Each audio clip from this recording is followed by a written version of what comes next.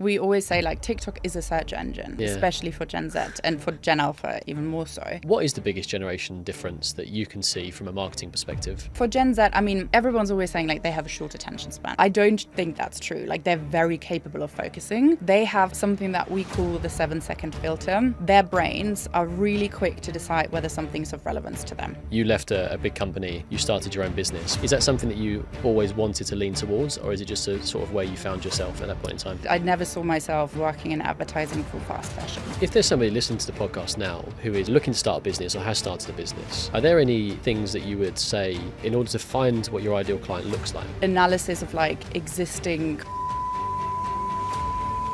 and the data that you collect. And so what happened in a bad year? God, don't even.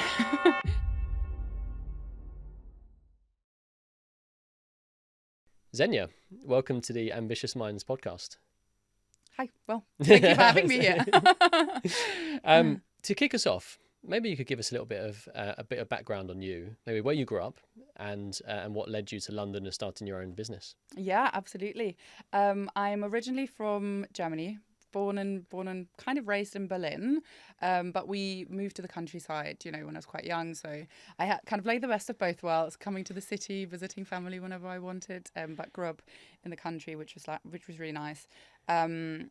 I've then went to university, started working in Düsseldorf, found a job. They offered me in Switzerland. So I've moved abroad really when I was quite young. I think it was 22, 23 maybe. Yeah.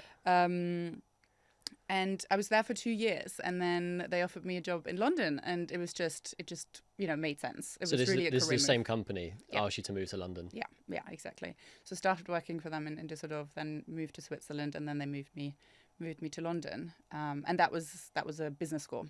Nice. So. And what was your transition then? So okay, you've worked in Düsseldorf, you worked in Switzerland, you've come to London.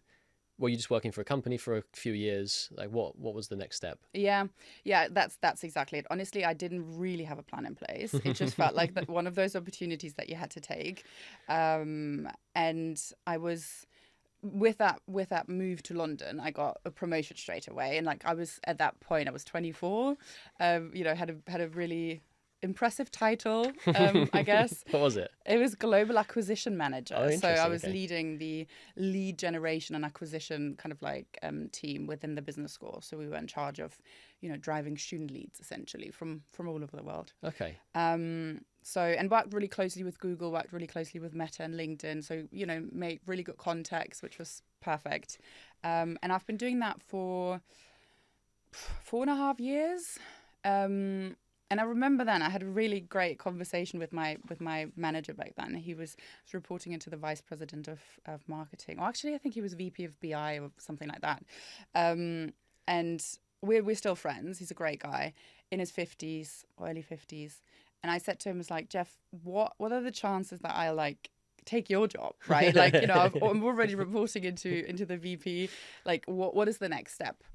And he was really kind of like honest and straightforward and was like, look, knowing how this company functions, like there's no chance that this is going to be the case within the next 10 years. Like, I was 24, maybe 25 almost, but I was really young and a woman maybe as well. I don't know if that played into it, but it just was it was a moment where I realized, okay, I need to like think about what I want to do next. And that was when it became clear to me that this is not going to be like my job for the next 5 to 10 years, essentially. So how did you feel about that at the time when someone like says, because I think the podcast is called Ambitious Minds. And I think that the people that come onto the show are people that are really thinking about the future, but also, like you said, like you were 24 years old, you were asking your 50-year-old boss, what are the chances that I can get your job next? Yeah. So I like that way of thinking, which is like, I know that I'm very good and I know where I can get to. Really, it's about planning, like, how long is it going to take me to get there? Yeah. So when someone turns around and says, you're not going to get there for 10 years, how does that make you feel? Not great. But I think like in a weird way, I understood why. Like I knew that wasn't the right path for me, and like I wouldn't be able to grow in the way that I wanted to in this role and within that company.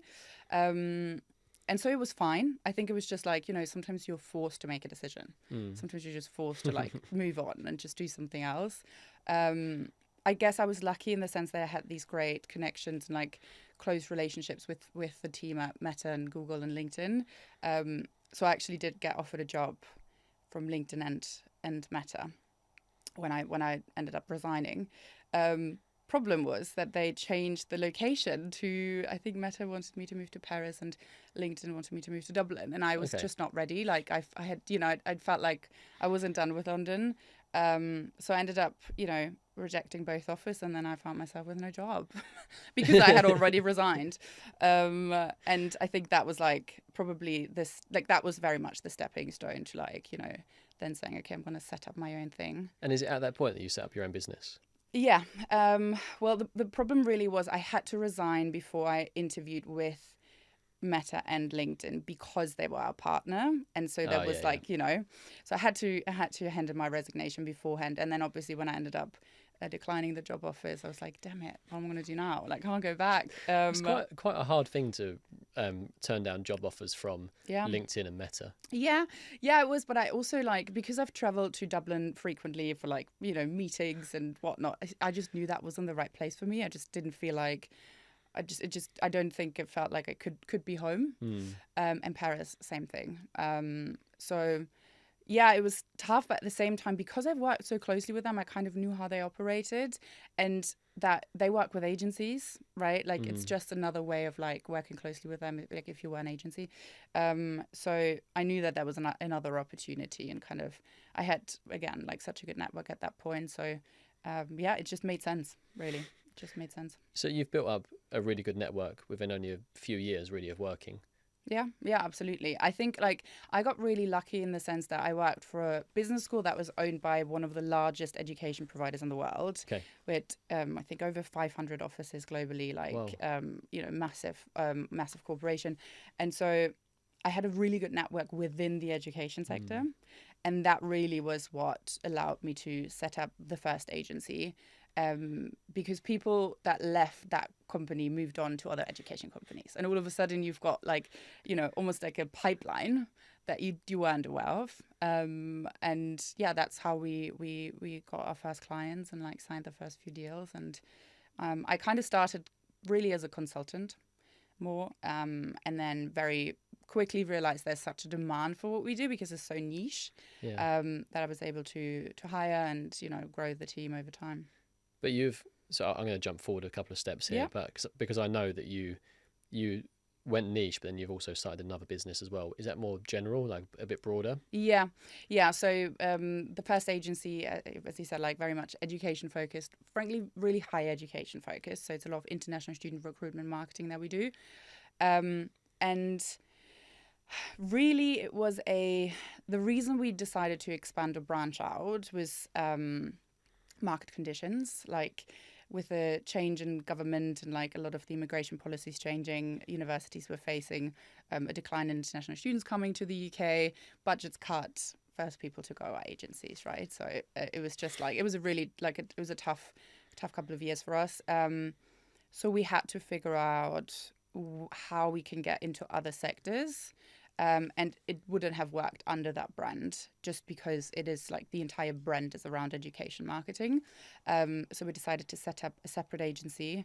At that point, we had a team of 15 people, a lot of them that didn't come from the education sector. Like they learned on the job, but actually they had a lot of expertise coming from D2C brands and, B2B and whatnot. So I didn't have that expertise, but the team did. So that was perfect because I was just in charge of really client acquisition, whilst they were the ones that were delivering the work. And so, we set up Wonderwork in January 2024. So it's been a year and a half almost. Nice. And branched out. And back to your question, sorry, it is a lot more generic, but in the sense that we're not... We aren't education specific, obviously, but we are focusing on challenger and impact brands. So we call them insurgent brands. To give you an example, the dog food, industry, like it's dominated by Purina, for example. But then everyone knows it's really bad quality. It's actually not good for your dog. Something I take very personally at the moment. Yeah, yeah, I can imagine. But then in the last 5 years, so many, of these insurgent brands came out of nowhere saying, well, actually, we can do that better, right? Like we can challenge that status quo. Just because it's always been done that way doesn't mean that that's the right way. So we're focusing a lot like we're just focusing a lot on kind of like that type of startup scale up. And making sure that the clients we work with in some shape or form have a positive impact on people, planet, society. So yeah, it's rewarding. It's really cool. And like when I think about it, so you left a big company, you started your own business, but you're also now working with companies that are also challenging, starting the like startup culture sort of. Is that something that you always wanted to lean towards, or is it just a sort of where you found yourself at that point in time? I think I always wanted the purpose-driven kind of like angle. I never saw myself, working in advertising for fast fashion, for example. Like that would have not sat right with me. So to find, brands and these startups and scale ups that want to do things differently was important. The education sector also obviously is quite, is a rewarding space to work, and like that that's mostly a force for good. And that was the same with Wonderwork. And I think it's a lot more exciting because they're not as like risk adverse. There's a lot more that you can do. There's a lot more you can suggest in terms of like content strategies and media strategies that maybe, bigger corporations just would be more reluctant to do, which is exciting for us and like the team because it never gets boring. But it also means that we can like make a real difference, like a really solid media strategy can make or break a startup. So that's really cool. And so I come from working for a very large organization, and I think that any of these businesses, the marketing moves quite slowly. It's a bit more old school and traditional. What are you doing in terms of, are you creating media campaigns for people? Are you like going right in, or do they go to you and ask for ideas? Yeah. Or do they just delegate everything to you and say like, look, we're not the experts in this, but we want to be appealing to Gen Z. We want to be on TikTok. We want to be across Meta. We're going to leave it with you to brainstorm ideas and that sort of thing. How does it all work? Yeah, what you just described is the ideal client. Like that is in an ideal case scenario. They come to us and they say, we just don't know how to do it. Like we need help with the whole kind of the whole funnel essentially. We're full service, so that means we put a big effort on like the initial strategy development. We often take over accounts from other agencies or freelancers or in-house teams where you can just tell like they never really thought about who they're talking to and what they should be saying, and it's just kind of like, let's run a campaign for the sake of running a campaign. We just know that it's so important to get clear on like your target audience and who these people are, what they care about, like what they want to hear, and how you need to speak to them, when you need to speak to them, and how you use different channels, and really kind of like map out a whole, like an entire full funnel media strategy rather than saying, let's try TikTok. Well, TikTok has a place in the whole funnel, but it's not going to be the only thing that you should be doing. And so, that back to what you said, like that would be the ideal client. We do, at times just do the content side of things, or we just do the media buying. But the truth is also, if you came to us and said like, here's content, this is my brand, these are my campaigns, they're not working, optimize them. Well, it's not as simple as clicking a button. Like that's not how it works. It often is like, 99% of the time, it's a combination of the kind of like technical setup, the targeting, and the content that you're using, and the time when you're using it essentially. So it's there's more that goes into it. So often we prefer kind of like being involved more than just in one part. How many of your clients do you go to and they don't really have this like avatar and ideal client like very clear in their minds? 99% of them. Really? In the beginning, yeah. Like it's very common. Is that because as a startup you just want to make money, you want to sell products, and you will take anything, any customer, as opposed to, now you worked in the education space where you said you were very niche. Now, I just interviewed a guy called Daniel Tem from a company called Pure Sport, and again, very, very niche. They know who their target audience is to the point where they could almost like name the person or know exactly how they dress and what they look like. But it took them a while to like get there and then focus in on that. And then once they did, they drilled it down. Yeah. Now that kind of sounds very sensible. Yeah. But you're saying that actually that's not what most people are doing. They are going from this more like, oh, we just want to sell. We want to be quite general and almost like not offend anyone, like exclude anybody. Yeah. But actually being hyper focused is what you would advocate for. Yeah, for sure. I mean, I don't even think that it's necessarily them just saying, oh, we want anyone. It's more like they're just scared to like niche down to that specific persona, because obviously the pool gets smaller and smaller, right? But like also your media investments are going to like take you further when you know who you're talking to. And yeah, these kind of like the personas and the kind of like target persona analysis, often when we ask for that, it's like we've got that, and it's like a 2-page document with like some high level outline, which is not a persona analysis. Like that's not how it works. And I mean, I'm yet to kind of like see a brand that has one persona. Like that's just not how it works. So yeah, it's super important to get clear on that very, very early on, and also test, right? Like you might define a persona that you strongly believe is your core customer. And I think especially for the startups where the founders are heavily involved, they know their product or their service inside out. So they have an idea of who this target audience is or should be. But sometimes they're wrong, right? And like it's important to test, and it's important to learn about like audience behavior and like preferences and whatever. By that being said, like you have to kind of go broad in the beginning and just like then kind of niche it down as you have more data to kind of prove what's working or what isn't. If there's somebody listening to the podcast now who is maybe looking to start a business or has started a business, are there any things that you would say in order to find what your ideal client looks like? And I know let's say they know what it looks like, but how they write it down on a piece of paper. Are there any steps that you go through to try to tease it out of your clients? I wish my content strategy team was here, because they would be much better at answering that question.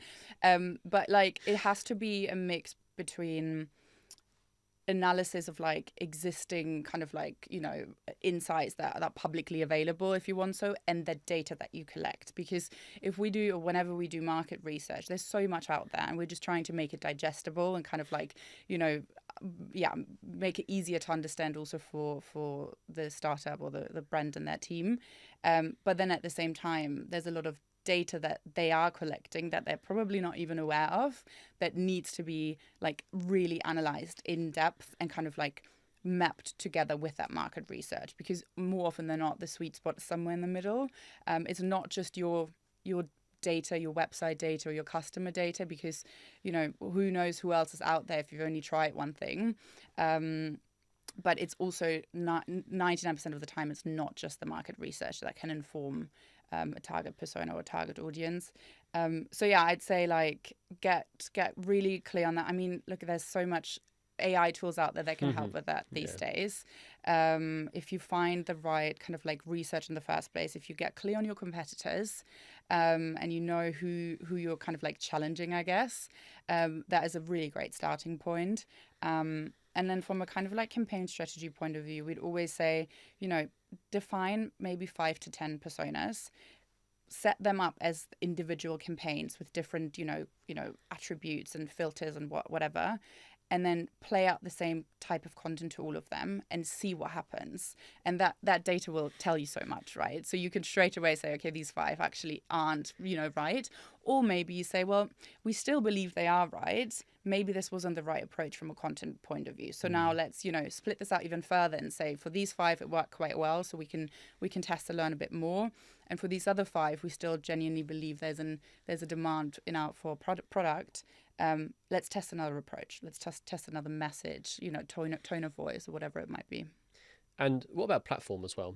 So like, I was actually quite surprised the other day that the majority, when we do outbound marketing, and I work for a wealth management company, but the majority of customers that end up clicking on the advert and going through to like the inquiries page are on Facebook, because that's where let's just call it the boomer generation, Yeah. are sitting. So they're using Facebook, whereas actually a challenger brand that's, you know, making some sustainable clothing, for example, might be on Instagram, TikTok. But are you across all the channels, or do you again like just sort of hyper focus on different channels and then sort of use those individually?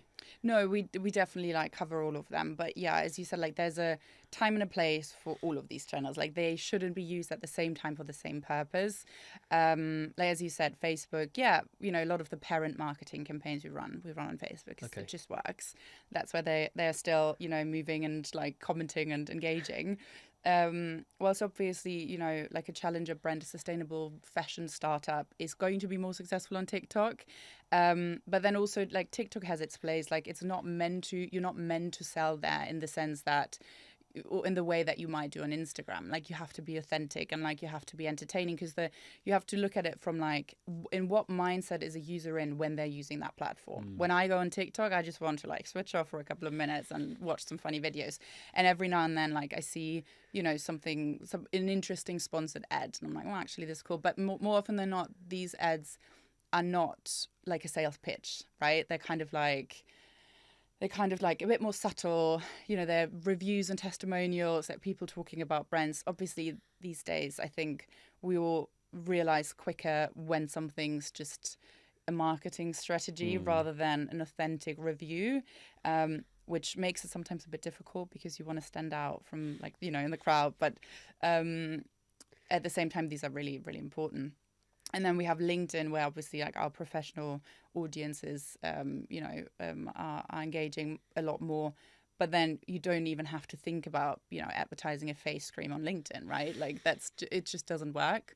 And Google, you know, we kind of like look at it as like push and pull marketing. Like Google, when someone types what they're looking for, even if it's not your brand, they already know what they want.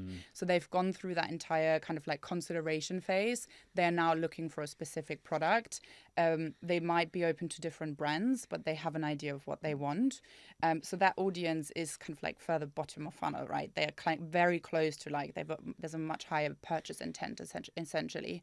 And that's great, but also Google is like there's an audience size that you can only grow through demand generation. So if you constantly focus on Google, you'll only be able to pick up the people that are searching for something that you're already offering, unless you do top of funnel Instagram and TikTok and whatever it might be, and start growing that demand so that your bottom of funnel pool is growing essentially. And then you can make more, you know, you can make more money using Google. But it's kind of like using these platforms in a strategic way, knowing where they belong essentially. Are you seeing more people now transition to ChatGPT as a way to search? Yeah. So away from the Googles. Yeah. And do you think that will become a much bigger role in the way that we search for things, recommendations that we look for? Yeah, absolutely. I think actually last week there was some code that was leaked, a Shopify ChatGPT integration, which no one knows anything about at this point, really. But I think, you know, if that's going to happen, that's going to make a massive difference to like how we're searching and buying, really. Wow. But even from an SEO point of view, like a lot of the SEO work that we've done over the last couple of years, you know, was focusing on how to improve my Google rankings. Now we call it AIO, so AI optimization, because we want, you know, these AI tools to pick up our brands. But how do you do that, right? It's a very different kind of like approach, and all of a sudden, all of these brands have to like think about SEO on the one hand, and then AIO on the other hand, and like that's a lot of work, right? It's a lot of content production, and it's not an easy undertaking, but I think it's going to change massively.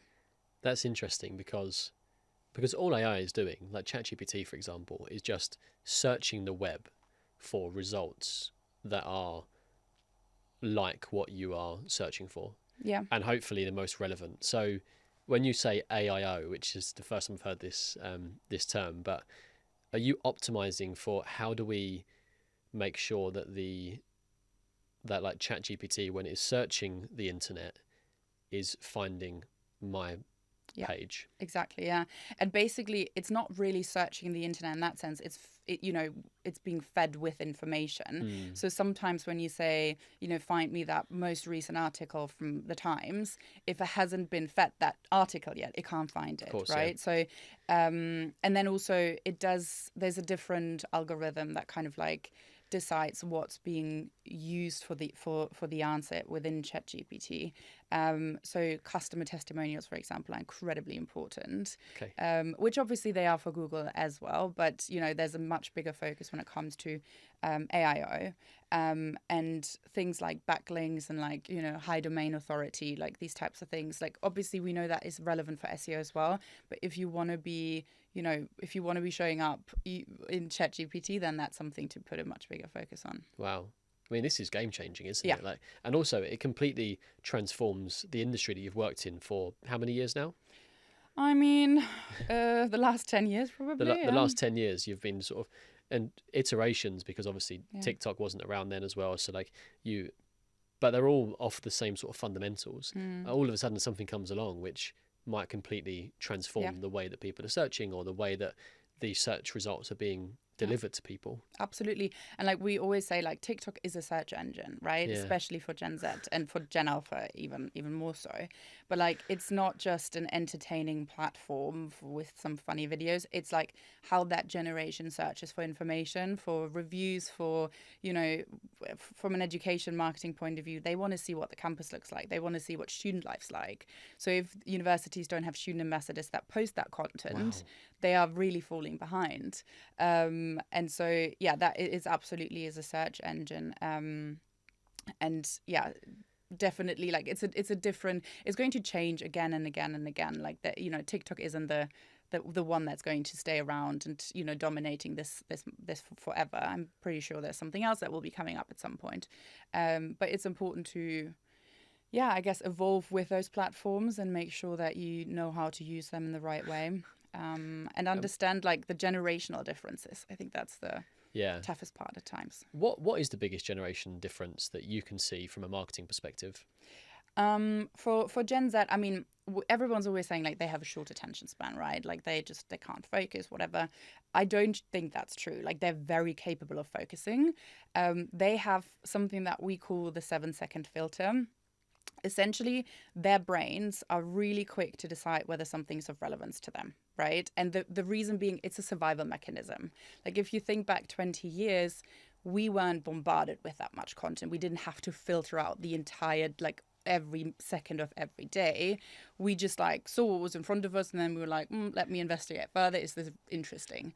Now you look at Gen Z, they are bombarded with news, like on their news feeds.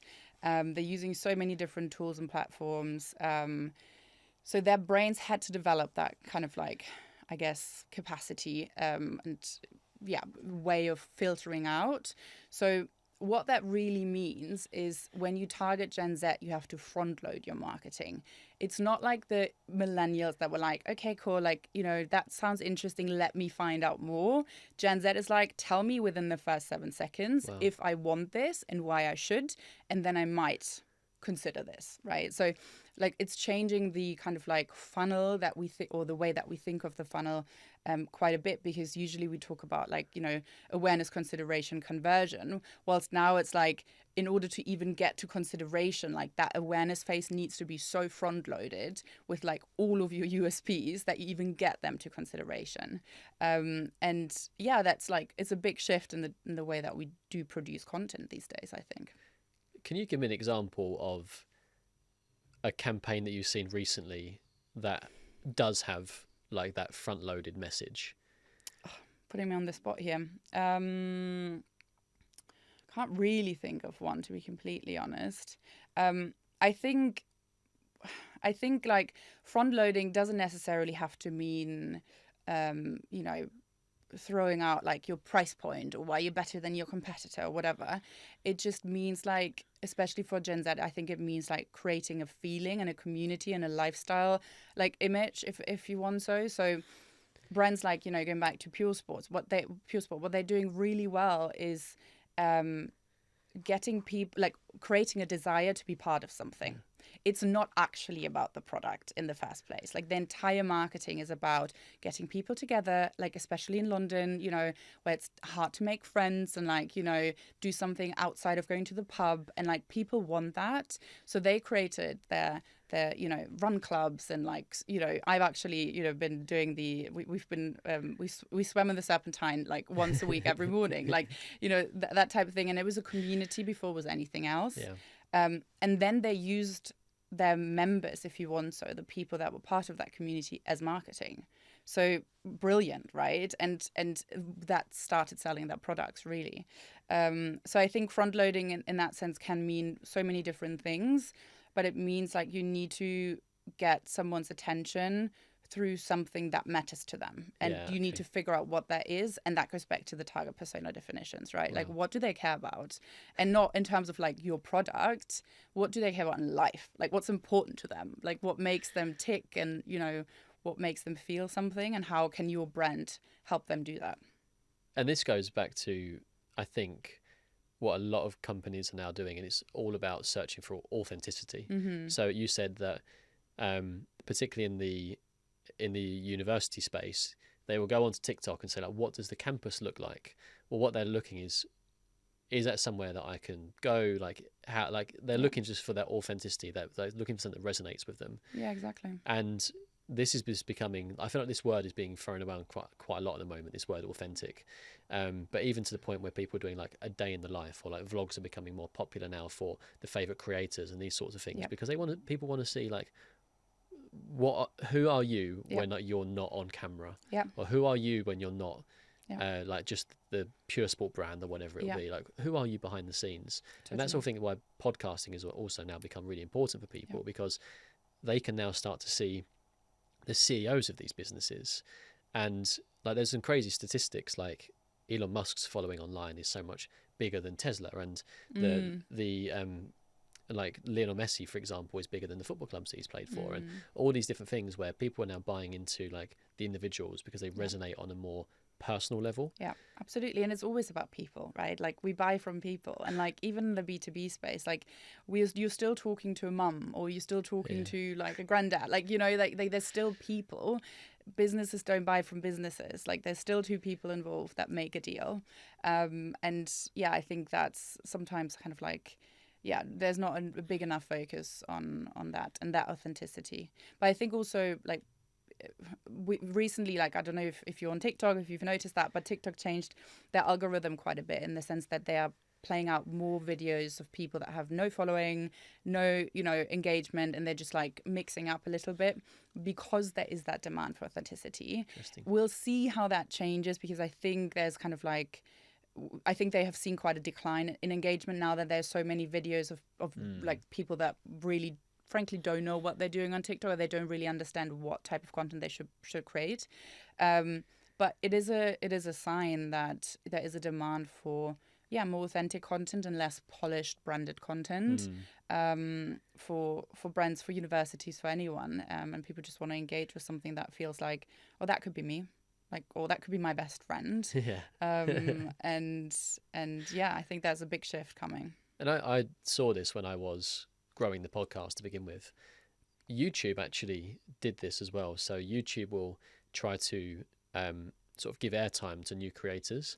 However, YouTube, its number one objective is for people to stay on the platform. Ultimately, they don't want people to leave.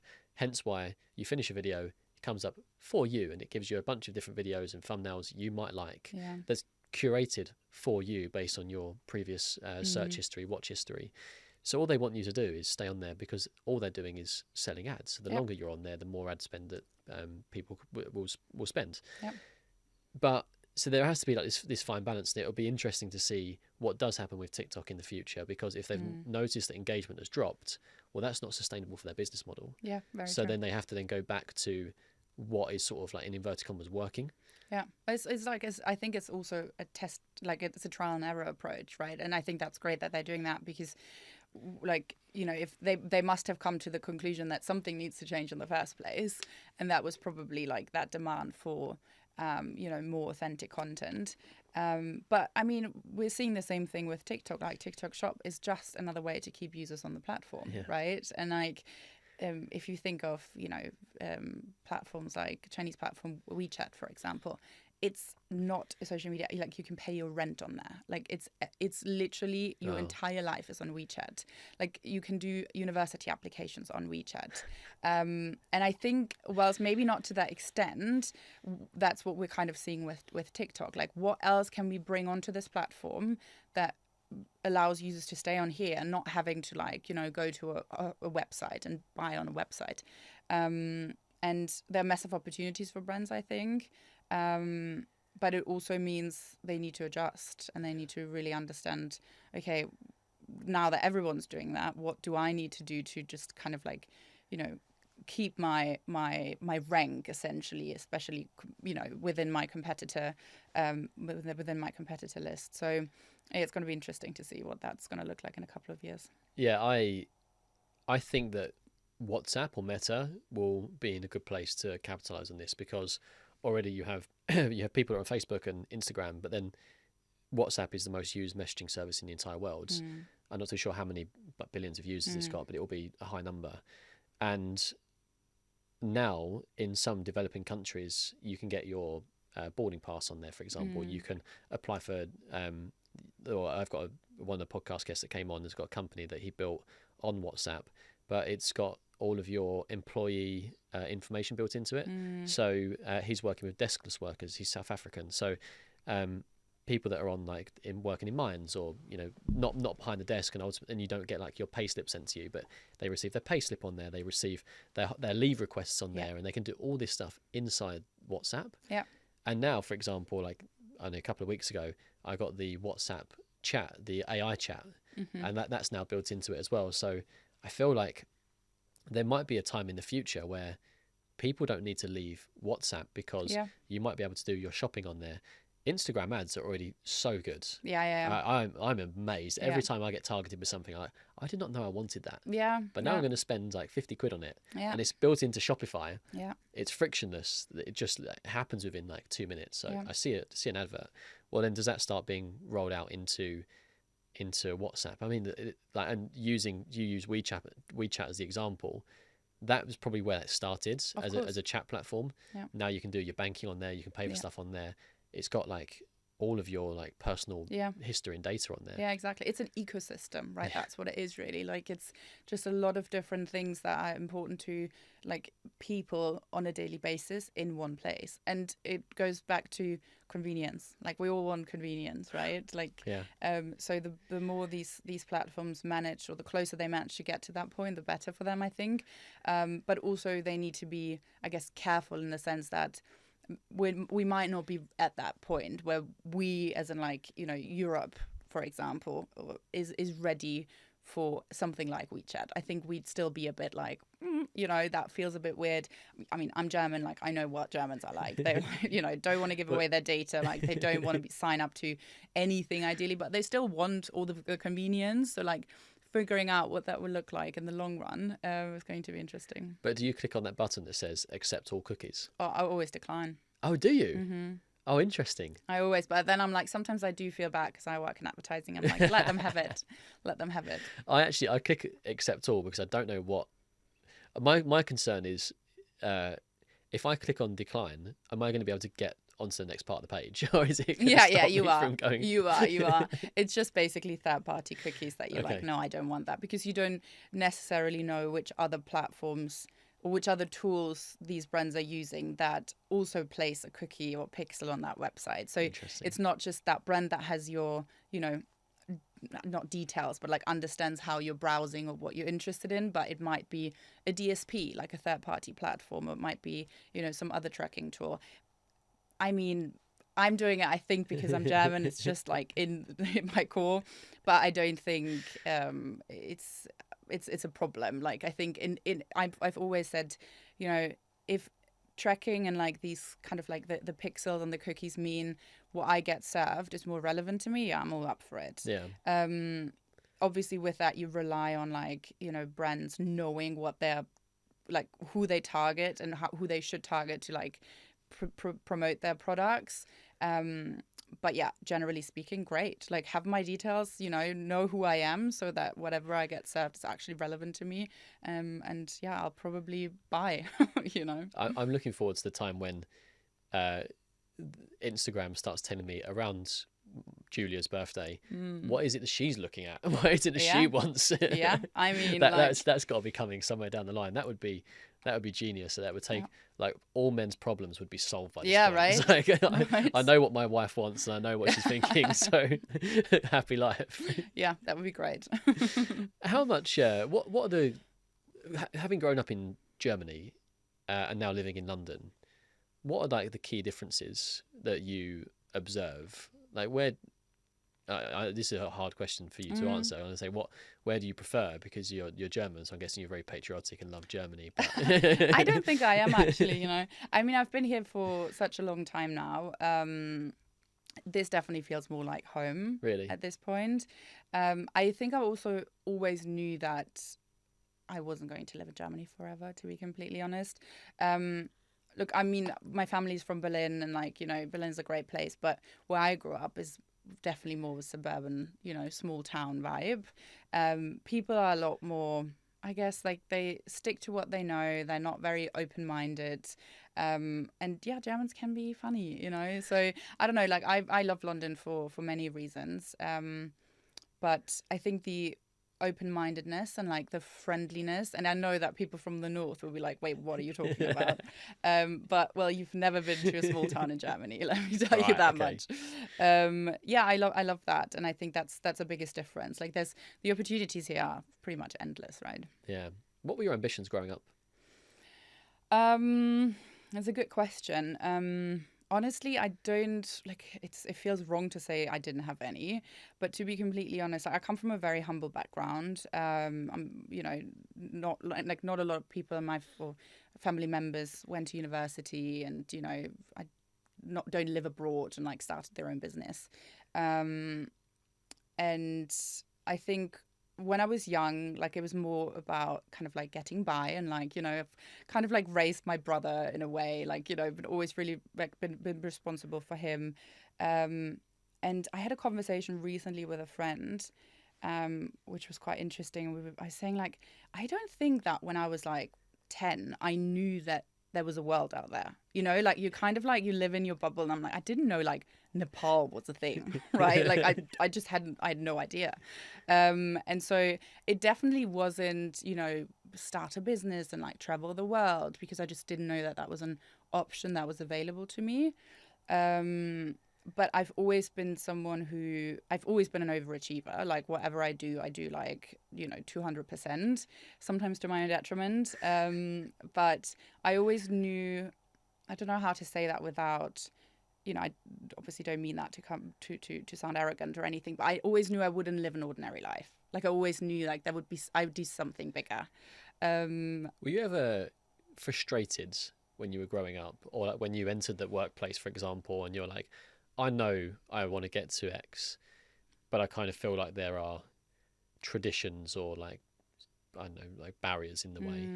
Yeah, I mean, I think especially like when I started the first business, I think I'm not sure if it was imposter or if it was actually, kind of societal expectations that held me back. But I think like being a young woman, I was 24, and then setting up an agency and, trying to pitch to like some 50-year-old dean of a university, telling him what he should do, isn't easy. And I think for a long time, I didn't feel like people necessarily took me seriously. Also now in hindsight, like a lot of the things that I knew then, there were a lot of things that I didn't know, let's say it that way. Right. But I think, yeah, feeling a bit like it's not as easy for me to maybe like grow as quickly as maybe others could, men in particular. But then again, like I'm not saying that's necessarily what it was. It might have just been that imposter that I was facing back then. And we all have it, and I still have it, but definitely to like not to the same extent. Yeah, I still suffer from it. Yeah. Like now, and I know that I'm getting recognition for what I'm doing, but sometimes I just wake up being like, who is this person? Yeah. Totally. And again, I was very similar to you. Like, I was very ambitious growing up and an overachiever. Like, everything that I did, I felt, and again, a very arrogant way, like, I felt I could do any job in the world. Yeah. If I was given the chance. Yeah, totally. And I genuinely believe that as well. Like. Totally am with you, 100%.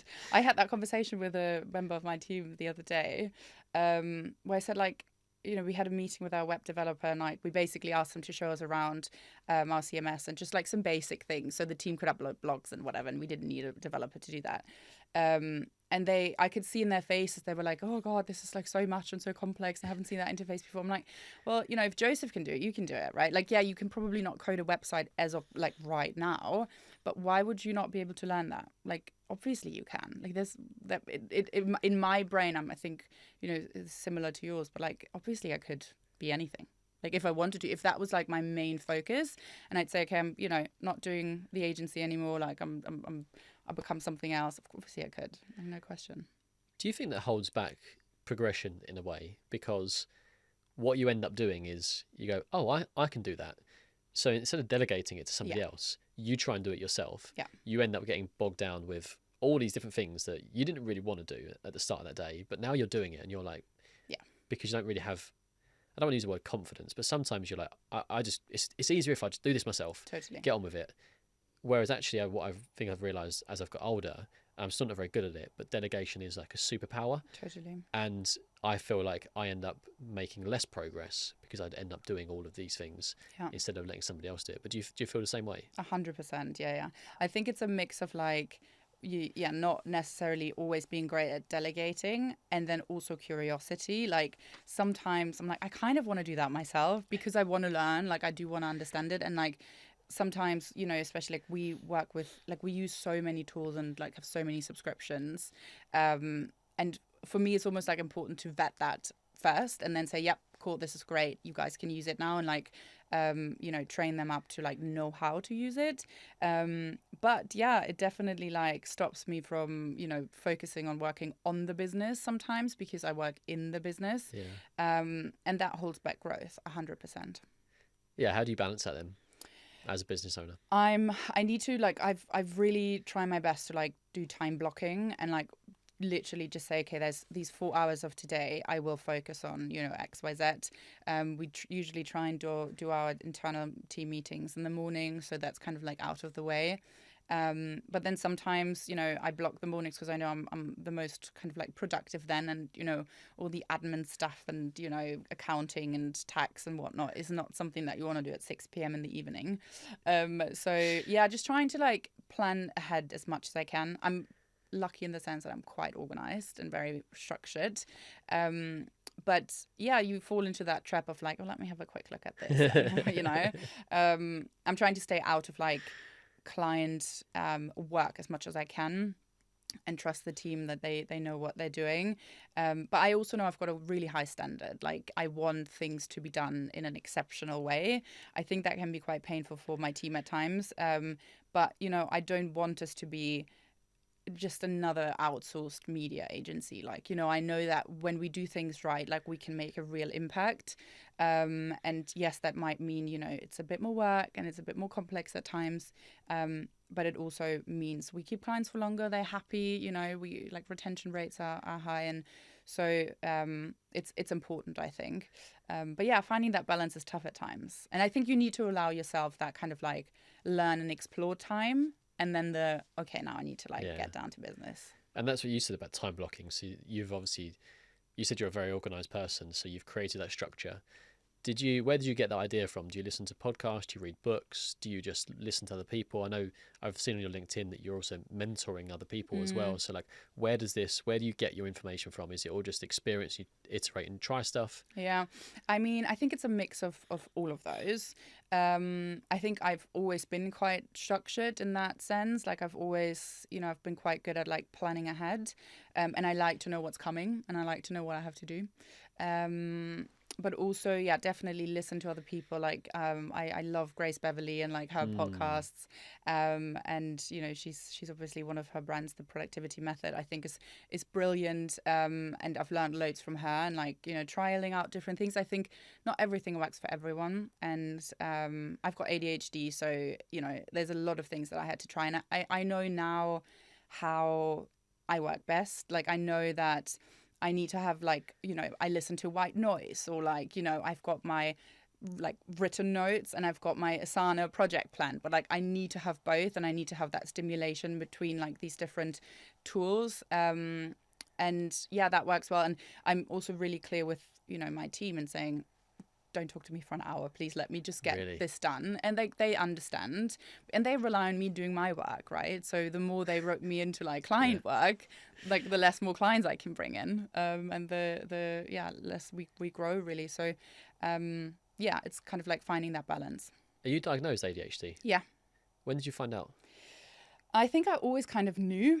I got the diagnosis in 2022. Okay. It's not that long ago. But yeah, it was a weird one, because I guess, I kind of always knew, but I always wanted it, like I wanted to do it without knowing. Like I was like, it doesn't matter. Like I can't change it if it's the case. But it's been good. Like it's been nice to know. And it kind of like allowed me to understand my brain a lot better. Yeah. I think before I was like, why am I like this? Like, jumping from A to B and like not really being able to like focus on something for a longer period of time. Whilst now I'm like a lot more forgiving with myself, and I'm like, it's fine. Like, and I can go back to my focus zone by knowing what works well for me. It helps manage it. And when you found out, how did you, do you take medication for it? Yeah. Or did you decide, actually, I'm going to just try to create structures, or I'm going to be sort of lenient with myself around certain things? Both. Okay. So when I've got really admin heavy days, I take medication. It just makes a massive difference. I don't take it when we have creative workshops, for example. Yeah, of course. Like that stuff is just like, you just need to let it flow. Yeah. And even when I've got a lot of like meetings, I'm a lot better in kind of like conversations when I don't have the urge to like do, right? Because with that medication, you feel like, right, okay, I want to get stuff done. Like I just want to like churn it out, and you don't feel like in conversations, even, within the team with clients, as I said, like these brand workshops that we do, you don't always get to like, a solution or whatever immediately. So it's a lot of back and forth, and you need that kind of like creative flow, I think. But it does really help when I have these admin heavy days, for sure. You said that you suspected that you had ADHD. When you were like growing up, or maybe when you were in the workplace initially, were there certain attributes that you believe were a superpower, and certain ones that you felt were a real weakness? Yeah, 100%. I think growing up, I've definitely masked it, and that comes back to like, I was kind of responsible for my younger brother, like, getting him through school and like, doing homework with him or whatever. So I just had to be there and function in that sense. Like I've always been quite fidgety. And I know that like different types of stimulation are like, I need different types of stimulation at the same time to like, be in the moment and like really, like really want something. But I think in the workplace, I've always been someone who was like thinking about the next big thing, like, the next idea, like always came up with like cool campaign strategies or like, partnership opportunities or whatever. And I think, my poor managers back then, because they're like, just do your job, right? Like, could you deliver on these though? So you had all these ideas, but could you execute them? Well, not necessarily within the role that I was hired for, right? Yeah, okay. I think they were often used as kind of like thought starters. And eventually, like, I was actually hired for a hybrid role. And I think that's because my manager back then realized very early on that I've got a lot of kind of like, I'm good at a lot of different things. So they didn't want to put me into one role specifically. So I've been in charge of like different things from the get-go, which was great. But yeah, obviously, like if you're like, in charge of lead acquisition, like, yeah, partnership opportunities are not on your plate. And sometimes I found that hard to be like, but this could really work, guys. Like, you can't see it, but I can see it. Yeah. And just to be like, okay, it's fine. Like, it's not my battle to win.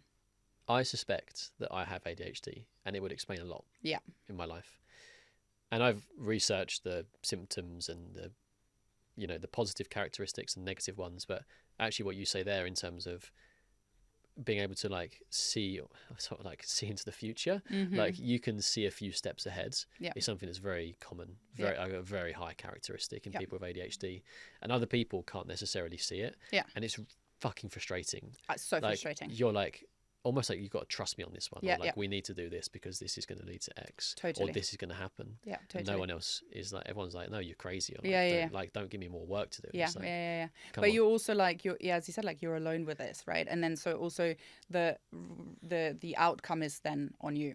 Like, if it works out, brilliant. But if it doesn't, well, it was you that pushed this. But yeah, I think I definitely consider it a superpower. I don't think I'd be where I am today if it wasn't for my ADHD and like the way that my brain works. It again took me some time to kind of like realize how it manifests and like, you know, like how my brain's working. But when I remember having a conversation with my best friend, I was like, so what do you think about when you brush your teeth? She's like, nothing. I'm like, what do you mean nothing? Like, by the moment I brush my teeth, I thought about, you know, how to end world hunger at least twice, and about the, you know, homeless person that, you know, sits outside Fulham Broadway. Like, there's never nothing going on in my brain, and like that is so exhausting at times. But at the same time, I know it makes me a lot more compassionate. Like, it makes me I think a lot more empathetic in a lot of ways. And so it's definitely a superpower. It's just you need to figure out how to silence it when you can't have it interrupt you all the time. And that goes back to like figuring out how you work best and how you do life best, frankly. Because at least the way that I observe some certain things that I do, sometimes the way that my brain is so hyperactive really gets in the way. And I mean, like, I will be trying to do the most simple task. Julia will be listening to this and laughing because I'll be trying to do like 4 things at once. Mm-hmm. So it could be I'm trying to cook, then I'm trying to feed the dog, Yeah. then I'm trying to, you know, listen to a podcast and all these different things at the same time. And I'm like moving around the house. The cupboards are all open. Yep. The fridge is open. There's stuff out on the side. And her brain doesn't work like that. She's just like, just do one thing at a time and you'll be fine. But again, like, I almost feel, and then I get overwhelmed by all this stuff. And I'm like, whoa. Like, but in the beginning, when you started, you were like, this is brilliant. Because I can do all of these things, and by minute 5, they will be done. Yeah. But then, you know, as you Like do 2 it, you're hours like, later. damn it. Yeah, didn't work. No, I totally feel that. And I would say that at least, and I think that listening to you speak there, it would make a lot more sense for me to go and have like some kind of test to see if I do have it, because it would help me to explain a lot of the ways. Yeah, exactly. The way that I am. But I would say that having seen people with ADHD, and also a lot of successful entrepreneurs have ADHD. Majority of successful entrepreneurs have diagnosed ADHD. No, I mean, honestly, I think it's just it's great to understand yourself better and just get that kind of like, oh yeah, okay, cool, knew it. Doesn't mean you have to like, you know, try medication. Doesn't mean anything has to change. I think, in fact, it's like such a great way to kind of, you know, give yourself that pat on the back and say, look at you, like, having done all of this whilst also having a brain that works in a way that society doesn't like, right? Like, it's basically like the education system, for example. Yeah, absolutely. Like, it's really difficult. So I think it's just that, yeah, it's nice to know, and it's nice to like understand yourself better. But I think on top of that, like, it's really important that we stop stigmatizing it as much. I think that a lot has happened in the last 2-3 years. Yeah. We've also seen, you know, such an increase in like people wanting that diagnosis. A lot of like private healthcare providers just handing them out because money. So that is a problem in itself, obviously. But well, the truth is, like, if you have it and like, you know, it does make your life difficult, then why not find a solution to make it easier, right? And I've always, like, when I think back to, the beginning of my career, I've always got everything done. It was never that I, was falling behind with stuff, but it just meant I was working longer hours. Like, Yeah. I was working on the weekends, right? Because it just You're took me speaking to longer. me right now. Yeah. And it's just frustrating because you're like, well, how does everyone else just do their things, right? But also they stick to the task at hand. So they do that and they're done, right? Like, you start this and then you start that and then you try here and then you think about that. And then all of a sudden, like, an 8-hour day is gone and you're like, damn it. Yeah. But then you've also, I would say that it makes you, the output that you can deliver is higher because as you're doing something, you start to branch out and you start thinking about other things, and you want to explore them, as opposed to just like task driven, just do this, 9 to 5 done, I go home, and you're like, whoa, hold on a second, like I was on that path up until 3 p.m. and then I discovered this, but that's gonna be really beneficial to the client, so we should explore this and we should do this for them, and it means that the final product's gonna be way better. So 100%. like it's just, I feel like you can evolve and progress so much faster and slower. Like, it depends on how you harness it. Totally. But the end product, in my opinion, is so much better if you can explore all those different ideas. 100%. Yeah. I think it's what's really important for me, because I do have those days where I'm like, oh my God, like I wanted to do A, but then I, went here and then there and then I tried that. Like, documenting my thought process, because the next day I come to the office and like I see the open tab and I'm like, what was I doing here again? Like, I just, because there's so much going on all the time that then I'm like, close it down, like, great, that's now actually 4 hours wasted, right? Because I'm not continuing, like, I'm not actually getting it done. But really, like, documenting my thought process and like, why did I think that this one, this particular tool would be really beneficial for this particular project, and like, all those sorts of things help me so much, because I lose my train of thought like 20 times a day. So was that to the point where you felt like there was something wrong, like, oh, I've got a really bad memory, or like, I've got a brain like a goldfish, to the point where, again, you worry about the social stigmatization of this, and you're like, other people are going to think that I'm a forgetful person? 100%. I mean, to be honest, like, there was a point where I was like, I might have dementia or something, because like it really concerned me, because I just couldn't remember names for the life of me. Like, it just, like, every time someone introduced themselves, I'm like, remember, gone. Like, just gone. Or like, I'd walk to the kitchen to do something, like, why am I here? Yeah. And it just happened. And you're like, this can't be normal. Like, I'm in my late 20s. Like, this shouldn't be, that's not right. But yeah, that was before the diagnosis. And then now I'm like, I almost like giggle when this happens. Now I'm like, right, here we are again. When a thought comes into my head, sometimes it's just like groceries that I need to buy. I have to write them down immediately. Yeah. I will forget about it, and I will go to, Sainsbury's, and then I don't know why I'm there. So it's like, it's just the way our brains work, and that's fine. You just need to find, like, ways of managing it, I guess. I've got the game changer for me was downloading an app called Todoist. So it's on all of my devices, and it's web based as well, so I can pull it up anywhere. But it's got, if I'm on the go, I can just go onto Todoist and write down a note. But like, the sort of the scrambled brain, I'm trying to get to it here actually. But it must have so many different tabs within Todoist. It's so funny when I look at it. I'll look that up. It's and I've got my urgent tasks, and then I've got I've got like moving house from probably like 4 years ago. And like an itinerary of things that I need to get done. But I'll keep that there just in case I need to move house at some point in the future again. Can you reuse that to do? How does that impact you when you're leading a business and like when you're managing staff? I'm really transparent with it, so all of my team know. They knew when I got the diagnosis, and I was like, guys, I got to tell you something. And like, the majority of them were like, oh, really? No shit, Sherlock. we knew. So I think that transparency helps, and like having those conversations. We've got a few people on the team that are diagnosed with ADHD, and I think just we actually, whenever someone starts, we asked them to fill out a how I like how to work with me document. Amazing, yeah. It is just like simple things like, when is it best to like call me, right? Like, do I prefer video calls over like phone calls? Do I prefer WhatsApp messages over a Slack message? Whatever. What does it mean when I set myself to focus time? Like, these type of things. And that, I think, that definitely really helps for us to understand each other really well. And also to just not get frustrated when someone works in a different way, because our brains will work very differently.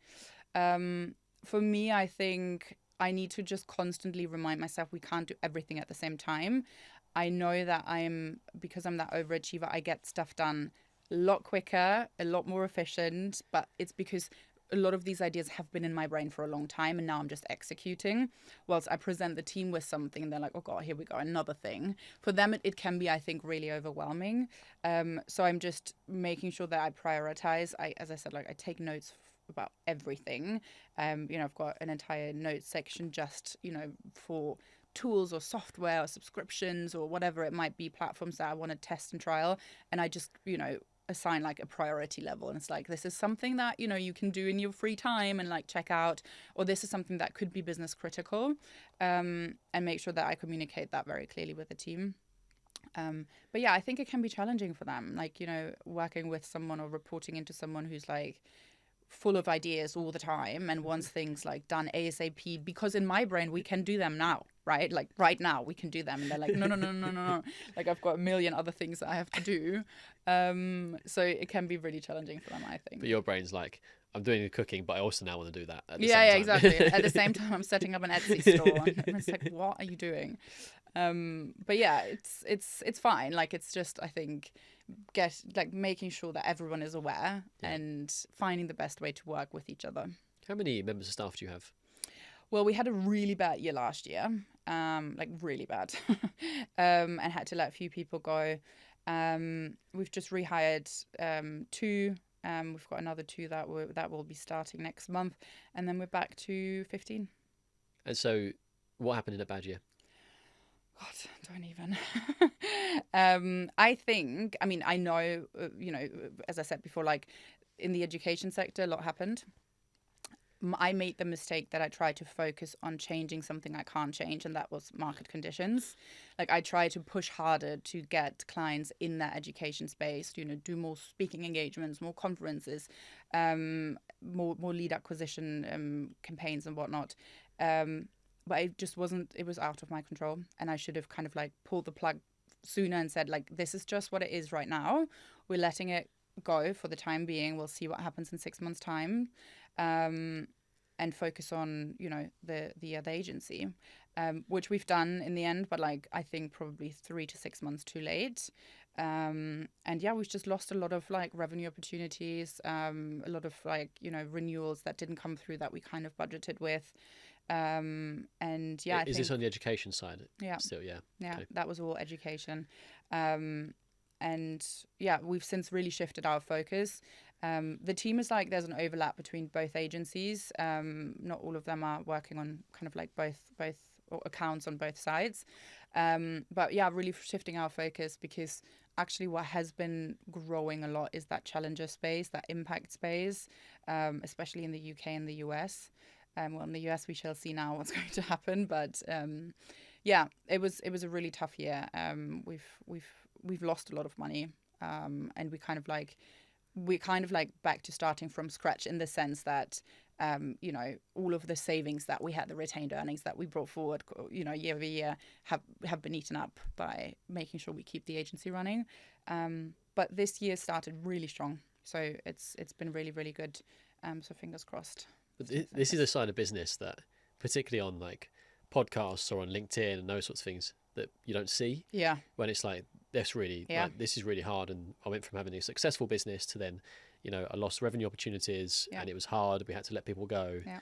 Were there times when you like doubted yourself? You spoke about imposter syndrome at some point in this episode. So were there moments when you were like, is this for me? Like, can I do this? And all those sorts of things. Absolutely. I mean, I think there was actually an event I did, like maybe spring last year, and And I had a conversation with another agency. I think she was a director at another agency. And we were kind of like, just talking about what a tough year was and whatever. And I said, like, look, the problem really, I think, with us is that I'm in charge of sales and I'm not a good salesperson. And she was like, what do you mean you're not a good salesperson? I'm like, well, I don't come from sales. Like, I've been a marketing person my entire life. And now all of a sudden I run this business and now all I do is sales, right? Like, it's just not what I'm meant to do. And she was like, no, like, you totally got this wrong. Like, I've been talking to you for 45 minutes now. Like, if you are not the right person to sell, then who is? And I was like, I thought that was so interesting because that, we've got these kind of like limiting beliefs. And I kept saying to myself, I'm not a good salesperson. And that really changed in the last 6 months, specifically when I was like, no, actually, I'm a brilliant salesperson because I know what I'm selling. I know the business inside out. Like, I have years and years of experience in doing what I'm selling. Like, I'm not fraud. And that changed so much. Like, the confidence you bring into like a pitch. And now I look back and I'm like, God, wow, how did we even sign, this client? Like, that pitch must have been horrific. But yeah, so definitely, like, that's something I still find, challenging at times, and it's something I need to constantly remind myself. But yeah, I'm getting better, I think. It's interesting you say that because when you were speaking earlier on, you're clearly very passionate about the job that you do. And that sort of, when I was listening to you and I asked the question, what were your ambitions growing up? Because, like, we don't think about these things when we're younger. And then now how old are you now? 33. So now you're a 33-year-old. You're very passionate about what you do. You understand it inside out. You love it. And it's like, how does that go from like 16-year-old doesn't know what they want to do to like 33-year-olds? But that passion is what makes people, I think, a very good salesperson. Yeah. Because they understand their product, not because they just turn up to work every day and do it, but because they love it. Yeah. And then that is infectious. The person that you're sat in front of can hear that. I can hear it. That person you said that you had a 40-minute conversation with, they could hear it in you as well. And it's interesting that, like we all have these limits. But how did you said that you now you tell yourself that you're a brilliant salesperson, but how did you do that? Like, were there steps that you took? Did you just start telling yourself almost like, where's that positive affirmations or whatever? Like, how do you then train your brain to go, actually, I'm not a bad salesperson. I've never done sales. 2, I'm a brilliant salesperson. Yeah, as you said, like, I think, like, it's a muscle. Like, you do need to train it, and like you need to kind of like repeat those things in your head all the time. But like, what really helped me is like talk to more people. Like, I think when things were bad and like it was really tough, I didn't feel like I had the time or the capacity to like go to networking events, for example. And there are a few brilliant membership or agency membership corporations that bring together agencies from different like sectors and different expertise. And initially I was like, that's so weird. We basically bring competitors into one room, right? But it's literally a therapy session. Like, I started going to more of those, and it was just all of us sitting there and like talking about how bad things are, and then reassuring each other that it's actually not that bad. And just to hear that you're not alone in this helped me so much. And I spoke to, sat at a table next to like a 45-year-old, like, director that, had 5 agencies in a lifetime. And she had the same struggles that I did. And I was like, okay, wait, actually, maybe it's not about me. And yeah, that helped me so much, like really talking to people.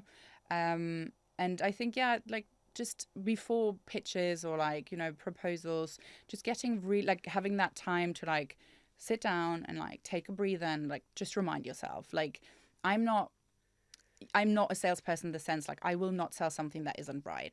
And like, if I can get the feeling that someone doesn't want what I have to offer, fine, like, that's perfectly fine. Then it might just not be the right time. Even if I believe that, our service offering would really help your brand, maybe they're not there. And frankly, if we managed to sign them, it would be a painful collaboration if we constantly had to convince them that what we're doing is the right thing. So that's not what you want either. And that actually has an impact on the team and like their mental well-being in the long term, right?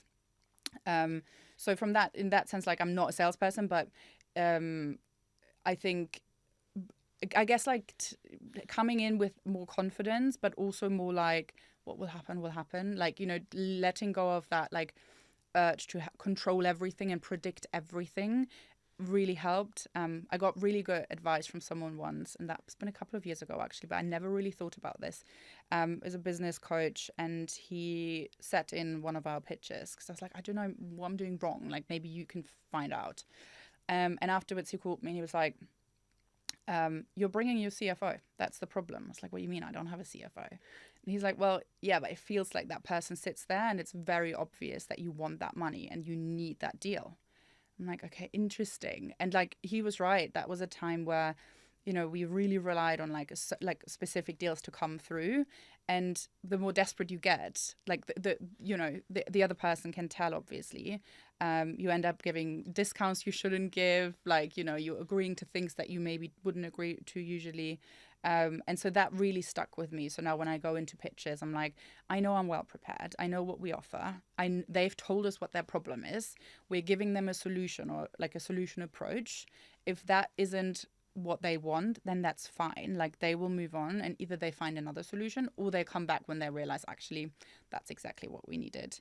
But to just not force it and just be like, look, this is what I have to offer. This is, how we can help you. And just letting them make that decision instead. If you can go back to your 20-year-old self or your 24-year-old self when you're in that position, what advice would you now give yourself? I guess I would say you deserve a seat at the table. Like, in fact, you should be hosting. Like, I think, I was so convinced that I didn't belong for such a long time.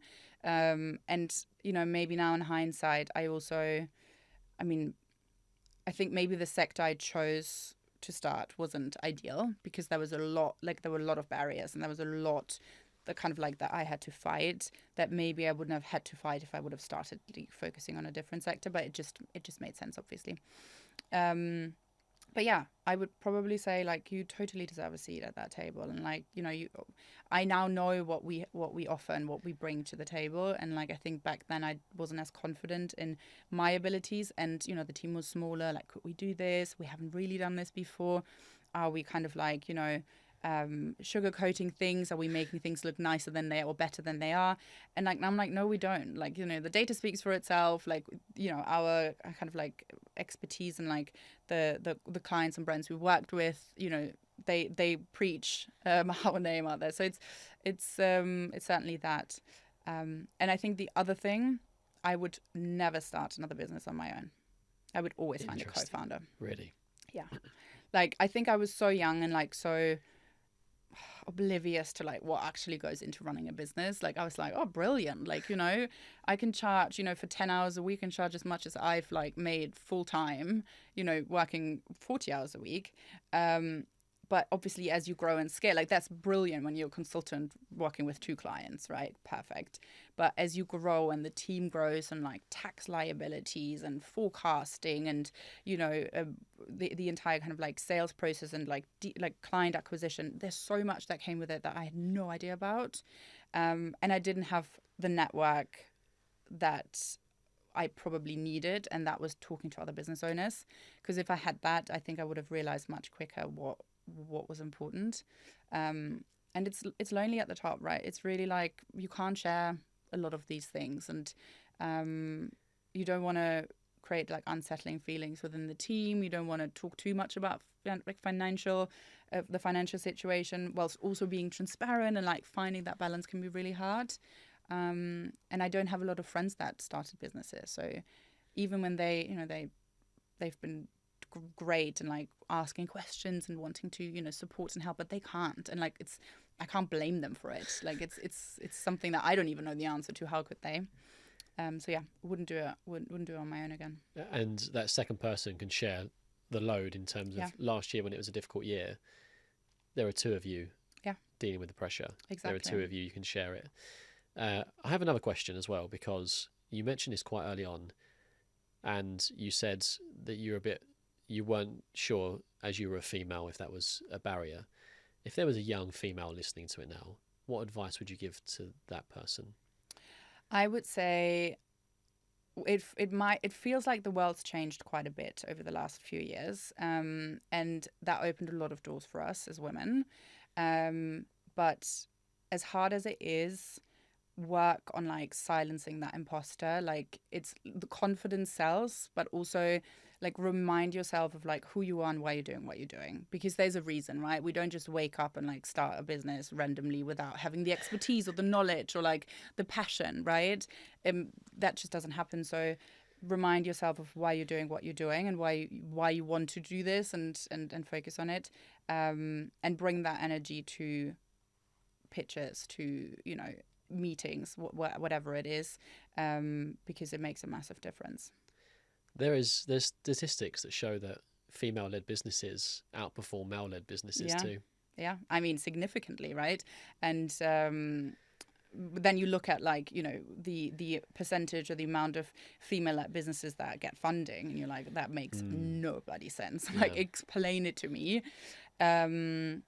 It's tragic to see, really, but the data speaks for itself. It's just like, it makes you wonder, why is nothing changing, right? Like why and it's frustrating for us as women, I think, because I think what I said earlier when I was like, why am I not growing at the rate that the others are?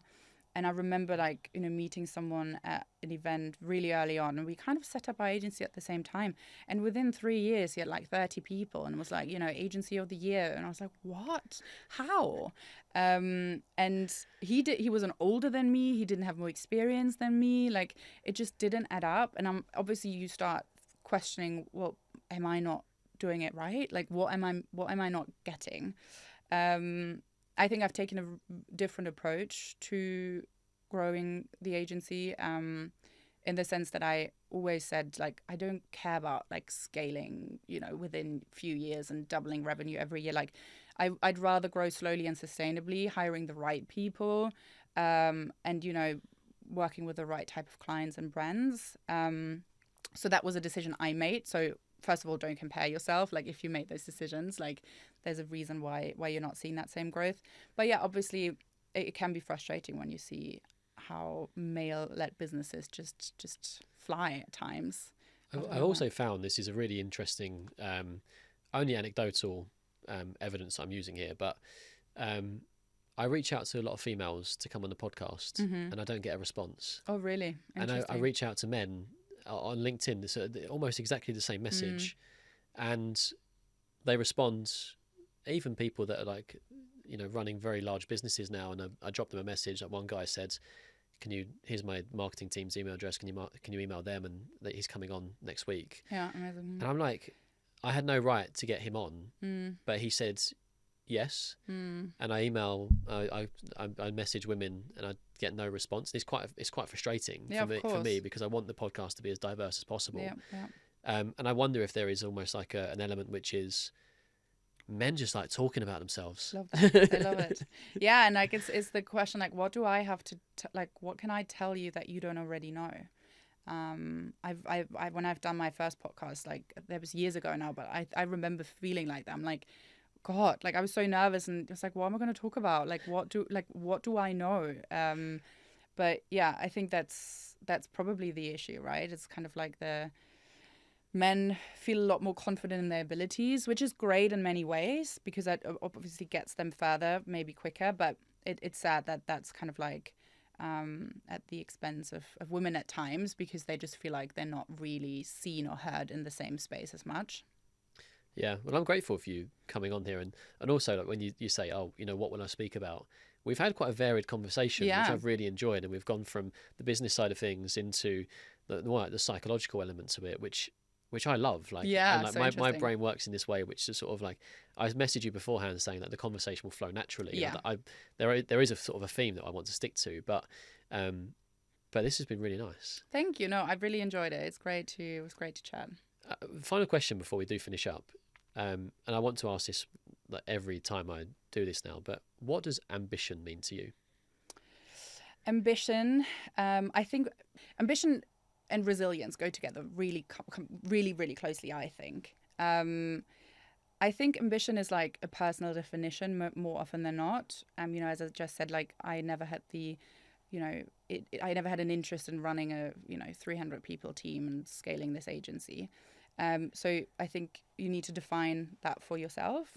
But when I think back, like resilience was the one thing that got me here. And like there were so many times where a lot of people would have said, nah, whatever, who cares? Like, let's do something else. I know for a fact if I was taking a CMO role somewhere for a big corporation, I'd probably make twice as much money as I'm making right now. But I don't want to, right? Like, I don't want to. I care about my team. I care about our clients. And I want to, you know, make sure they, like, as weird as that sounds, but like I want them to live like a happy life. I want them to have a good work-life balance. I want them to come to work and like smile and, you know, have a good time. I want them to feel like they're growing. And then I want them to go home at 5 and, you know, have a nice evening with their friends. Like that, I think is like my personal definition of success. It's not how much money is in the bank. Even though that is very important, obviously. But yeah, it's a personal definition, I think. So I think everyone needs to get clear on that for themselves, because otherwise we're just ending up comparing ourselves, right? Yeah. Where do you want to get to? In terms of like growing the business? Business or personally? I would like to get to a point where I can step back a little bit more. I know that I'm still working in the business too much. But that will take a bit of time and hiring the right people.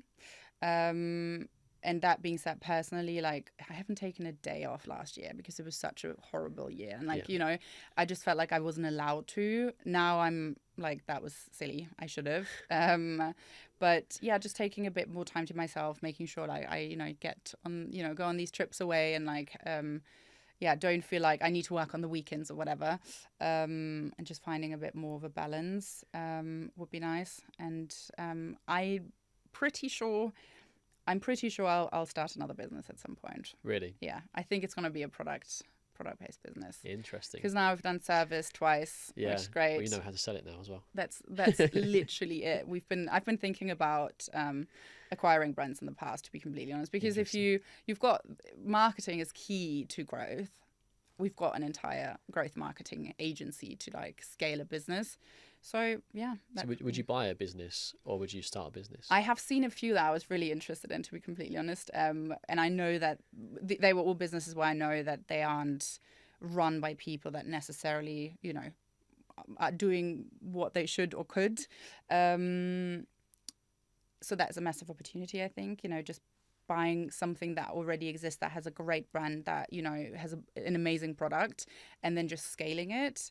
I don't know if I would start a product business because, and I'm saying this right now because I don't actually have an idea. I have a million ideas, but nothing that feels like, you know, solid enough. This is the one. Exactly, yeah.